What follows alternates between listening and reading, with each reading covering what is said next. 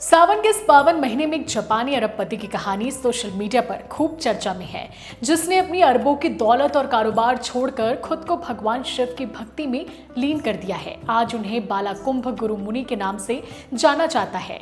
भगवा वस्त्र पहने बालाकुंभ गुरु मुनि इन दिनों उत्तराखंड में हैं। हाल ही में उन्हें करीब 20 जापानी अनुयायियों के साथ नंगे पैर पवित्र गंगा जल लेकर कांवड़ यात्रा करते देखा गया।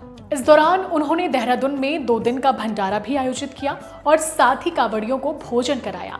उनका असली नाम होशी टाकायाकी है, जो 20 साल पहले तमिलनाडु आए थे, जहां उन्हें नाड़ी ज्योतिष के बारे में पता चला। उन्हें बताया गया कि उनका पिछला जीवन हिमालय में बीता था और हिंदू आध्यात्मिकता अपनाना ही उनका भाग्य है।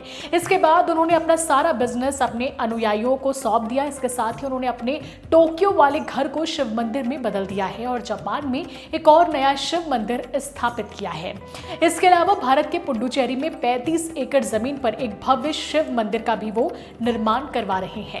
ऐसे ही अपडेट्स के लिए सीजी भास्कर के साथ बने रहें।